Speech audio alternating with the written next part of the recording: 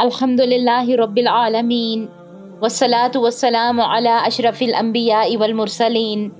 اما بعد السلام علیکم ورحمۃ اللہ وبرکاتہ۔ آج کا سچا واقعہ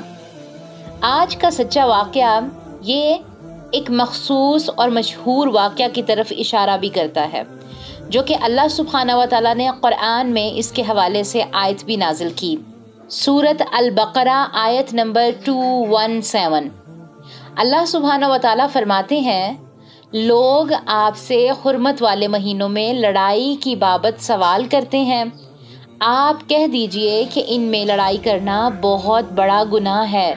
لیکن اللہ کی راہ سے روکنا، اس کے ساتھ کفر کرنا اور مسجد حرام سے روکنا اور وہاں کے رہنے والوں کو وہاں سے نکالنا اللہ کے نزدیک اس سے بھی بڑا گناہ ہے، یہ فتنہ قتل سے بھی بڑا گناہ ہے۔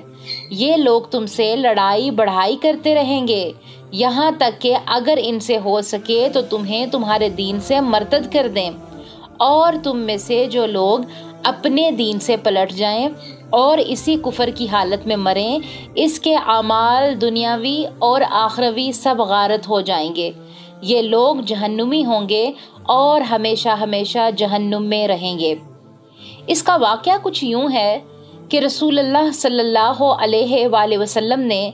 ماہ رجب کی آخری ایام میں ایک 8 افراد پر مشتمل لشکر مکہ اور طائف کے درمیان بھیجا کہ وہ قریش کی حرکات کا مشاہدہ کر کے آئیں، اور ساتھ ہی فرمایا کہ جنگ نہ کرنا، مگر صحابہ اکرام رضی اللہ تعالی عنہما نے دیکھا کہ قریش کا ایک چھوٹا سا تجارتی قافلہ سفر کے دوران جا رہا تھا۔ صحابہ اکرام رضی اللہ تعالی عنہما نے ان پر حملہ کر دیا اور ایک کافر کو قتل کر کے ان کا مال و اسباب اکٹھا کر کے روانہ ہو گئے، اور باقی آدمیوں کو بھی قید کر کے ساتھ لے آئے۔ یہ واقعہ ماہ حرام میں ہوا تھا۔ ان مہینوں میں جنگ کرنے پر پابندی ہے، لہٰذا کفار نے اس واقعہ کو بہت اچھالا کہ دیکھو کہ یہ مسلمان کیسے ہیں، ماہ حرام میں بھی جنگ کرنے سے باز نہیں آئے، کیونکہ ان کے بھی دین میں ان حرمت والے مہینوں میں جنگ کرنے سے روکا گیا تھا، وہ رک جاتے تھے۔ لیکن مدینہ پاک میں رسول اللہ صلی اللہ علیہ وآلہ وسلم نے بھی اس واقعہ پر ناپسندیدگی کا اظہار فرمایا اور اکٹھا کیا ہوا مال بھی لینے سے انکار کر دیا۔ صحابہ اکرام رضی اللہ تعالی عنہما نے بھی اس واقعہ کو برا سمجھا، مگر لاشعوری طور پر یہ واقعہ پیش آیا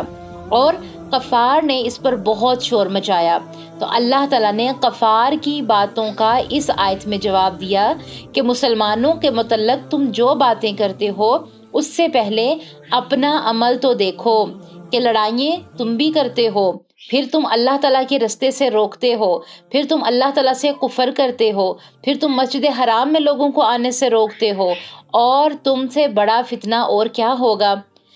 تو اس واقعہ میں ہم نے کیا جانا کہ حرمت والے مہینوں میں ہمیں اللہ سبحانہ و تعالیٰ کے احکامات تو ہم مانتے ہیں، عبادات تو کرتے ہیں، لیکن ہم باقی کے بھی اسلامی جتنے بھی مہینے ہیں ان میں اللہ سبحانہ و تعالیٰ کی طرف نظریں رکھیں، اپنی عبادات کو جاری رکھیں، اور ہر وہ کام جس سے اللہ سبحانہ و تعالیٰ ناراض ہوتے ہیں اسے کرنے سے باز آ جائیں۔ کیونکہ جتنے بھی حرمت والے مہینے ہیں وہ ہماری ٹریننگ کے مہینے ہوتے ہیں، اور اسلامی روح سے بھی ان کی فضیلت ہے، اور وہ ہمیں کیا سبق دیتے ہیں کہ ایک بندہ مومن